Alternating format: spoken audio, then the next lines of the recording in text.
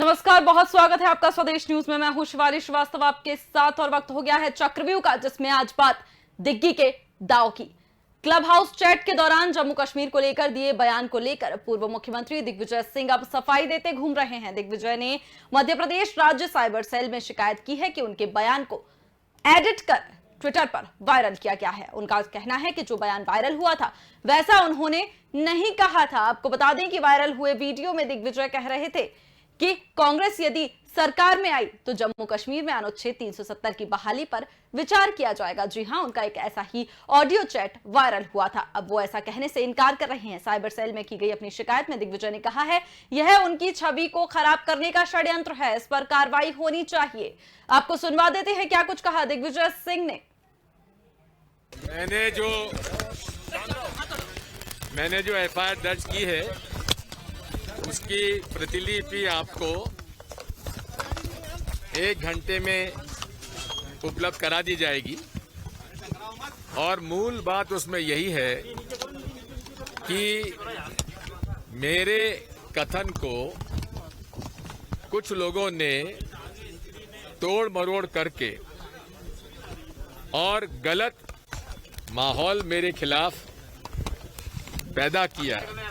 जिन लोगों ने तोड़ मरोड़ कर प्रस्तुत किया उनके खिलाफ तो होना ही चाहिए, लेकिन उस तोड़े मरोड़े एडिटेड कॉपी को जिन लोगों ने रीट्वीट किया उनके खिलाफ भी एफआईआर दर्ज होना चाहिए। क्लब हाउस ऐप के लोगों को, क्योंकि क्लब हाउस के उसमें मेमोरेंडम में है कि वो चर्चा जो हुई है उसको वो लीक नहीं कर सकता, और वो भी एडिटेड वर्जन लीक किया गया है। तो उनको भी मैं नोटिस दे रहा हूं और ट्विटर को भी मैंने नोटिस दिया है। और अब मैं रविशंकर प्रसाद जी से अनुरोध करूंगा कि जो तत्परता आपने उत्तर प्रदेश के प्रकरण में दिखाई है वही तत्परता मध्य प्रदेश के प्रकरण में दिखा दीजिए। केंद्र में सरकार भाजपा की, राज्य में सरकार भाजपा की। अगर मैं तालिबानी हूं, अगर मैं आतंकियों से मेरा कोई संपर्क या संबंध है, एक महान मंत्री जी ने यहां तो बता दिया कि मुझे पैसा मिलता है, तो जनाब इतना बड़ा अपराधी के खिलाफ आप कोई एक एफआईआर दर्ज नहीं करा पा रहे हैं, कोई प्रमाण नहीं दे पा रहे हैं, तो क्या मुझे आप पर मानहानि का दावा नहीं करना चाहिए? दूसरी बात, अब जब मैंने इस बात का अपने सोशल मीडिया पे डाला कि कतार के अधिकारियों ने ये सूचना दी कि भारत सरकार, मोदी सरकार तालिबानी लोगों के साथ संपर्क कर रहे हैं, उस पर अभी तक कार्रवाई क्यों नहीं, उसके ऊपर आपने बयान क्यों नहीं दिया? मैं पूछना चाहता हूं। अब शिवराज सिंह चौहान मौन क्यों है? ये तालिबानी मानसिकता नरेंद्र मोदी की है या दिग्विजय सिंह की है? मैं जान दिग्विजय लाख सफाई ही दें, बीजेपी उन्हें नहीं बख्श रही। दिग्विजय के साइबर सेल के जाने के तुरंत बाद मध्य प्रदेश के गृह मंत्री नरोत्तम मिश्रा ने तंज कसते हुए कहा है कि दिग्विजय सिंह लंबे समय से चर्चा में बने रहने के लिए पहले भी साइबर सेल जाते रहे हैं।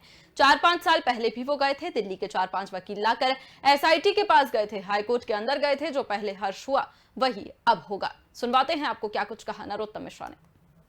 देखो, दिग्विजय सिंह जी एक लंबे समय से चर्चा में रहने के लिए ऐसे साइबर सेल में जाते रहे हैं।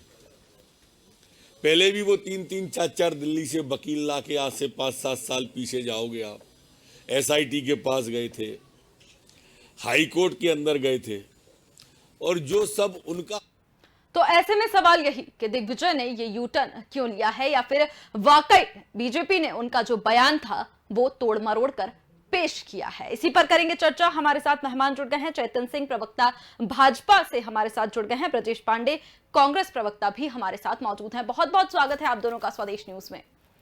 चेतन सिंह जी, शुरुआत आपसे करते हुए, सफाई में पहले कहा था दिग्विजय सिंह ने, जब ये विवादित बयान सामने आया था, ऑडियो चैट उनकी वायरल हुई थी, तब ये कहा गया था कि बीजेपी को अंग्रेजी में दिक्कत है, शैल और कंसीडर का जो फर्क है वो नहीं पता है। और अब साइबर सेल में जाकर यह शिकायत की गई है कि मेरे बयान को, मेरे जो ऑडियो चैट है उसके साथ छेड़छाड़ हुई है, एडिट करके पेश किया गया है। क्या कहिएगा?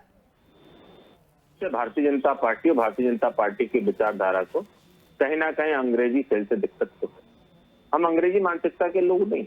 कि अंग्रेजी मानसिकता के जो लोग हैं वो अपनी बातें किस तरह से इस देश में लोगों के बीच में प्रेजेंट करते हैं, ये हम सब ने देखा है। तो निश्चित रूप से तो हम स्वीकार करते हैं कि हम उनकी उस मानसिकता के नहीं। आज दिग्विजय सिंह जी को सारी बातें जो याद आ रही इस चैट को लेकर के, आज कितने दिनों, अगर आप सच्चे थे, आप अच्छे थे, आप देश के प्रति गद्दार नहीं वफादार थे, हालांकि हम लोग इसका कोई प्रमाण पत्र नहीं बांट रहे हैं कि हम कोई इस पर कोई डिबेट कर रहे हैं, लेकिन बात तो वही है कि अगर आप हिंदुस्तान में रहते हो, धारा 370 की बात अगर आप पाकिस्तान के साथ बात करोगे तो ये देश का वफादार आदमी तो नहीं कर सकता। दिग्विजय सिंह जी, आप भारतीय जनता पार्टी के नहीं, कांग्रेस के वरिष्ठ नेता हैं, लेकिन ऐसे भी कैसा नेता है? आप तो कबीरदास की उस पंक्ति की तरह होगा कि बड़ा हुआ तो क्या हुआ, जैसे पेड़ खजूर, पंछी को छाया नहीं लागे फल लागे कि दूर। आपने अपने ही पार्टी की कैडर को खत्म करने की, ऐसा लगता है कहीं किसी से कुछ सुपारी टाइप लेकर के रख ली।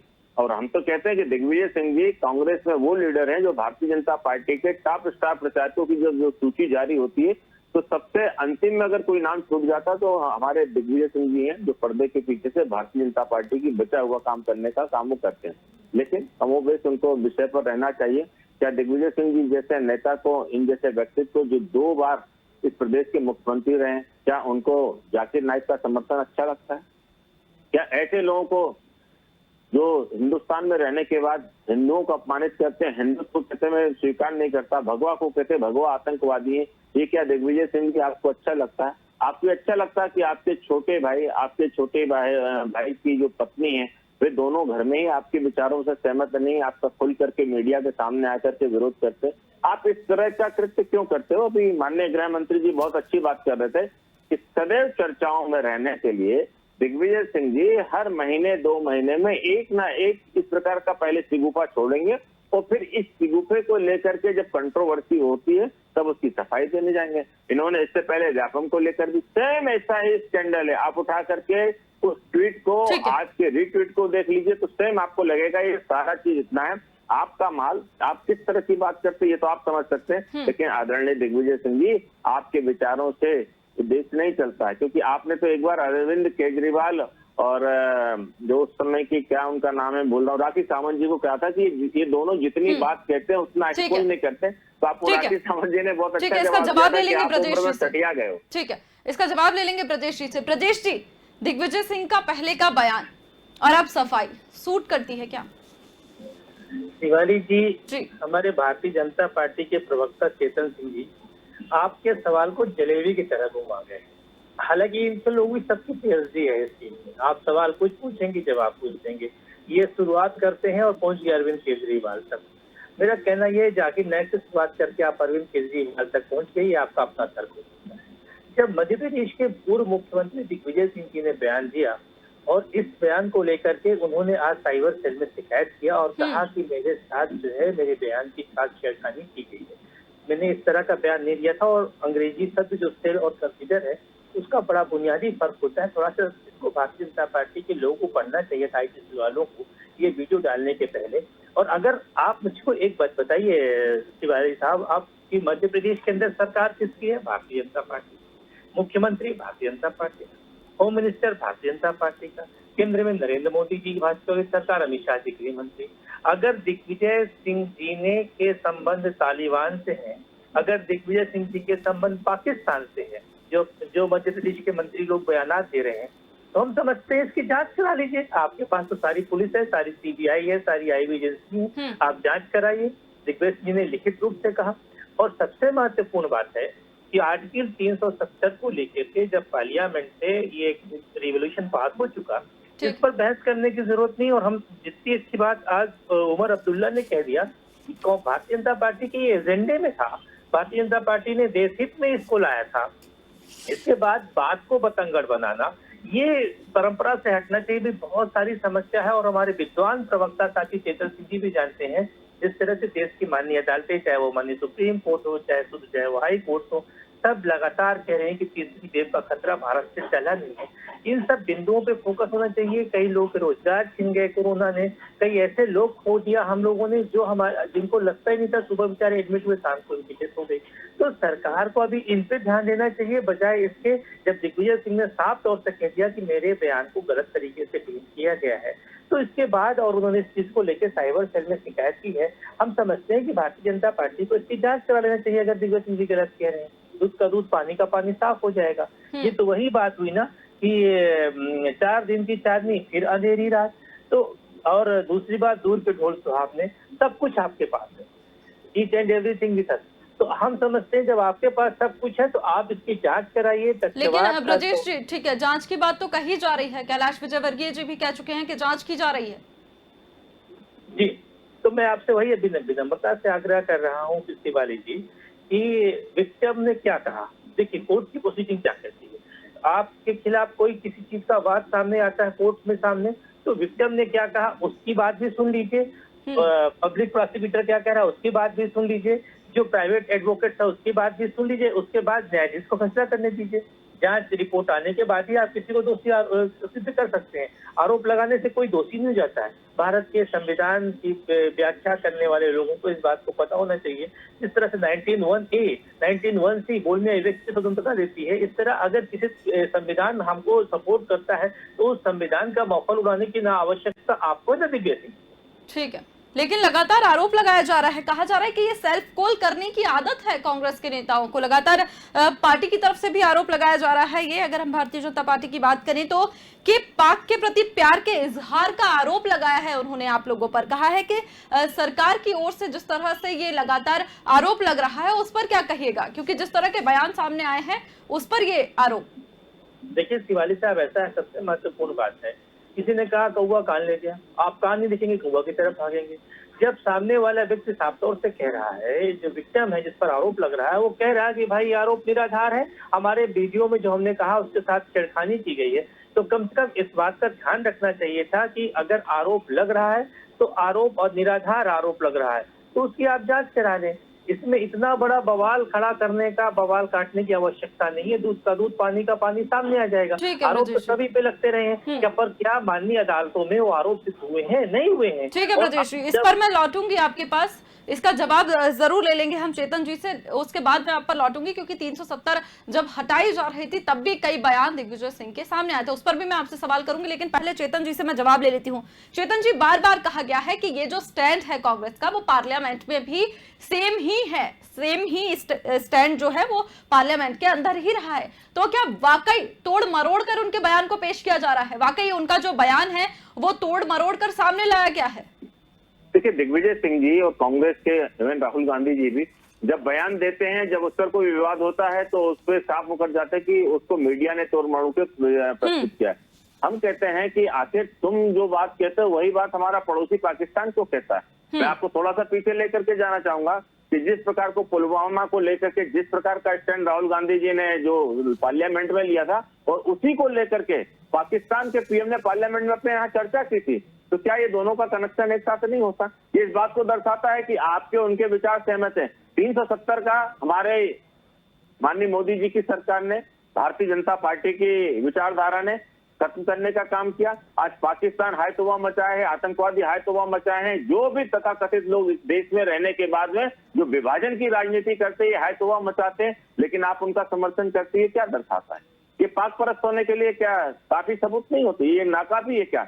दिग्विजय सिंह जी सदैव चर्चा में बने रहने के लिए इस प्रकार के स्कैंडल लेकर के आते हैं। अभी वैक्सीन को लेकर के आप देखिए, कल इनके राहुल गांधी जी ने जिस प्रकार की बातें की, माननीय प्रधानमंत्री जी पर फिर से आरोप लगाया। माननीय प्रधानमंत्री जी ने कल ही मन की बात में ये कहा है कि मेरी माता ने 100 साल की उम्र पूरी कर ली है और उन्होंने वैक्सीन का टीका लगवाया है, और जिसको वैक्सीन को लेकर के आप इस देश की वैक्सीन के औचित्य पर, उसके परीक्षण पर प्रश्न उठा रहे हैं। माननीय प्रधानमंत्री जी ने स्वयं उस टीके को लगवाया है, उसी वैक्सीन को लगवाया है। अब मैं समझ में नहीं आता है कि देश के माननीय प्रधानमंत्री जी जिस चीज का सेवन कर रहे हैं, जिस चीज का उपयोग कर रहे हैं, जिसको हमारे साइंटिस्ट अथॉरिटी दे रहे हैं, जो हमको अलाउ कर रहे हैं, उन सारी चीजों पर आखिर कांग्रेस बार बार उंगली क्यों उठाती है? क्या इस देश में अराजकता का माहौल आप पैदा करना ठीक है चाहते हो? चेतन जी, कोरोना और वैक्सीन पर हम लगातार चर्चा करते रहते हैं, लेकिन फिलहाल मैं जवाब ले लूंगी जम्मू कश्मीर पर।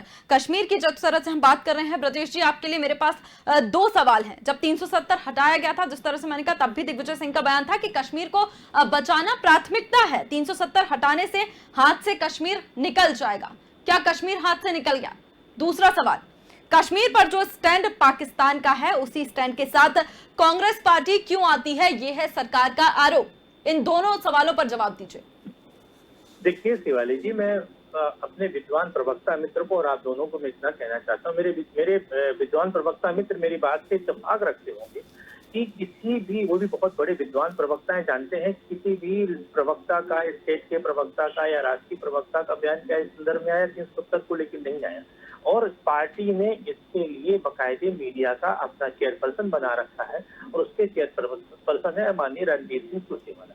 जब तक रणदीप सिंह सुरजेवाला जी का बयान 370 को लेकर के या किसी अन्य चीज को लेकर के नहीं आता है, तब तक उसको पार्टी का बयान नहीं माना जाता है।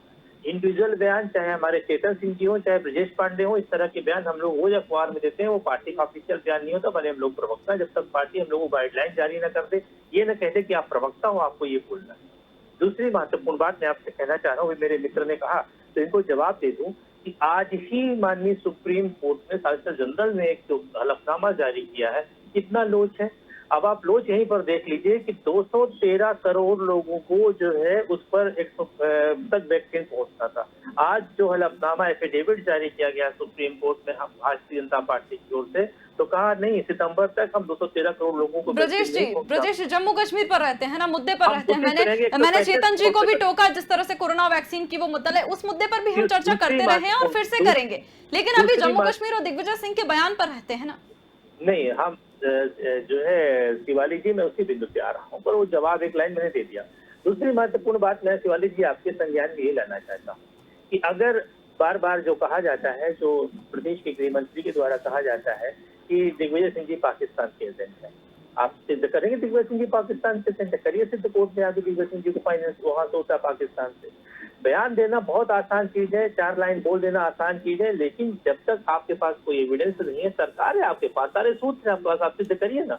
दिग्विजय सिंह जी ने कई ऐसे बातें किया था जो बातें जाकर के यथार्थ में सत्य साबित हुई, लेकिन 370 को लेकर के दिग्विजय सिंह जी ने जो स्टैंड लिया और दिग्विजय सिंह जी ने जो क्लब हाउस चैट में जितनी बातें आई और उन्होंने कहा कि मेरी बातों के साथ प्रॉक्सी किया गया है, मेरे सेल और कंसिडर शब्द को तोड़ मरोड़ के पेश किया गया है, हम समझते हैं कि विक्टिम को इस बात को स्वीकार करना चाहिए, जांच उठानी चाहिए, जांच के बाद दूध का दूध, पानी का पानी अपने आप। ब्रजेश जी, सही ऑडियो क्लिप भी जारी करके अपने आप को सही साबित किया जा सकता है?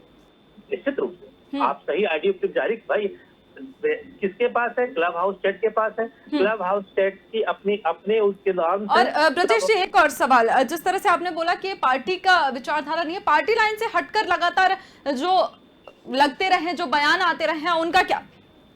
नहीं, मैंने आपसे क्या कहा कि इंडिविजुअल स्टेटमेंट दे सकते हैं आप, ये हमने आपसे पहले ही आग्रह किया बड़ी विनम्रता से, शिवाली जी और हमारे विद्वान साथी भी सहमत होंगे कि किसी भी व्यक्ति को बोलने और अभिव्यक्ति की स्वतंत्रता का अधिकार हमारा संविधान देता है और ये जर्नलिज्म भी कहता है, जर्नलिज्म भी यही कहता है। तो आप बोलने अभिव्यक्ति की स्वतंत्रता नहीं खींच सकते हैं, लेकिन पार्टी का उस चीज पे स्टैंड हो, वो सहमत नहीं। जैसे एक हमारे नेता ने, कांग्रेस पार्टी के वरिष्ठ नेता ने भगवान श्री राम मंदिर के बारे में बयान दिया, पार्टी ने उस दिन खंडन कर दिया।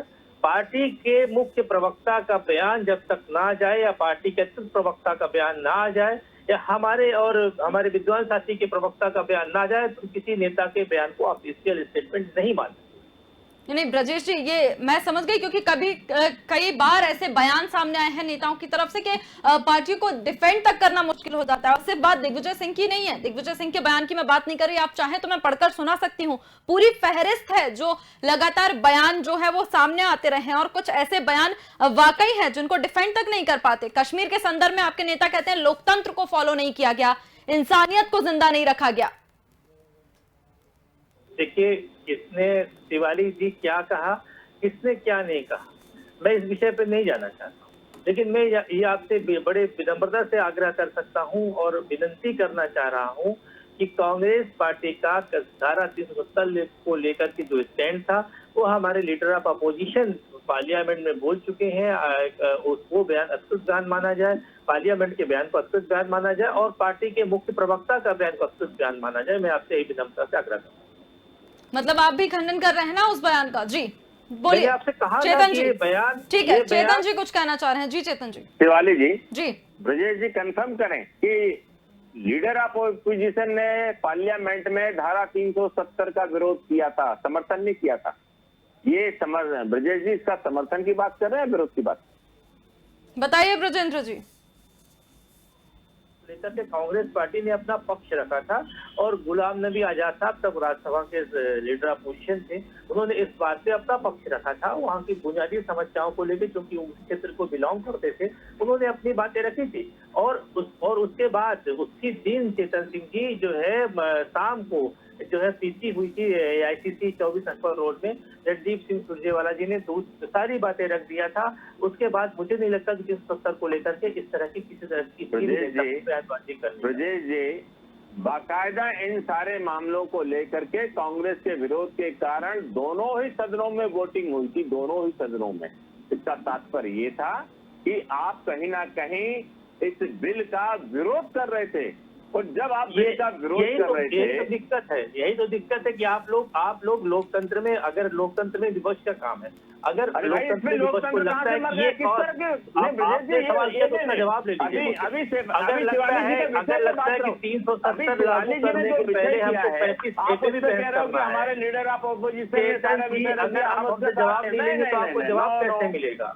आप पहले जवाब लीजिए शिवाली जी, आपने सवाल किया, अगर उनको लगता है कि 370 बनने से पहले 35 ए पे भी बहस हो, तो 35 ए पे बहस डेमोक्रेटिक ढंग से होनी चाहिए पार्लियामेंट के अंदर, और वो हुई थी। हर कोई भी विधेयक जब पार्लियामेंट में पास होता है उसके बाद ही कानून का सत्य लेता है। तो कानून का सत्य ले जनता के बीच हमने जमा पहनाया जाए उसके पहले डेमोक्रेटिक ढंग से बहस होना कोई बड़ी बात नहीं है। ये पार्लियामेंट में होता है, ये विधानसभा में होता है। विपक्ष का काम यही है, विपक्ष ने बहस किया, अच्छी बात है। वोटिंग होना कोई गलत बात तो नहीं है। वोटिंग के माध्यम से अगर देश की जनता ने मोदी जी को प्रधानमंत्री पद में चुना तो इसमें अपराध क्या किया? वोटिंग होना गलत बात क्या है? डेमोक्रेटिक कंट्री के अंदर डेमोक्रेटिक बात इतनी चाबी चलाने की आवश्यकता नहीं है। ठीक है ब्रजेश जी, मैं समझ गई कि वाकई इस मुद्दे पर डिफेंड करने के लिए आपके पास भी अपने नेता के लिए कुछ नहीं है, इसीलिए बार बार जो है वो सवाल कहीं का कहीं जा रहा है। बिल्कुल मैं समझ गई आपकी बातों का सार क्या था, लेकिन सवाल वही का वही है कि क्या ऐसे बड़बोले बयान देने का हक है किसी को, जो भारत के स्टैंड को, जो भारत का स्टैंड है अन्य जगहों पर, यूनाइटेड नेशन की भी अगर हम बात करें, वहां पाकिस्तान जिसे अलग तरीके से पेश कर सकता हो, हमारे देश के लोगों को क्या वाकई ये हक है इस तरह का बयान देने का जो भारत के खिलाफ साबित हो सकता हो? बहुत बड़ा सवाल है ये। बहुत बहुत शुक्रिया आप दोनों का हमारे साथ जुड़ने के लिए। तो आपको बता दें कि दिग्विजय सिंह ने अपने बयान पर यू टर्न ले लिया है। अब धारा 370 पर विवादित बयान दिया था, जिसके बाद उन्होंने कहा है कि अब मेरे बयान के साथ छेड़छाड़ की गई है। साइबर सेल पहुंचे हैं दिग्विजय सिंह, लेकिन सवाल यही कि क्या इतने दिनों बाद उनको अपने बयान पर छेड़छाड़ नजर आई? और अगर वाकई बीजेपी ने तोड़ मरोड़ कर यह बयान पेश किया है तो कहां है असली ऑडियो क्लिप? क्या अपनी असली ऑडियो क्लिप लाके जो उन्होंने सही बयान दिया था उसको भी सामने लाकर सबके अपने आप को सही साबित किया जा सकता है? बहरहाल देखने वाली बात होगी कि कितना इसके बाद और ज्यादा राजनीति गरमाएगी। मुझे दीजिए इजाजत, देखते रहिए स्वदेश न्यूज। नमस्कार।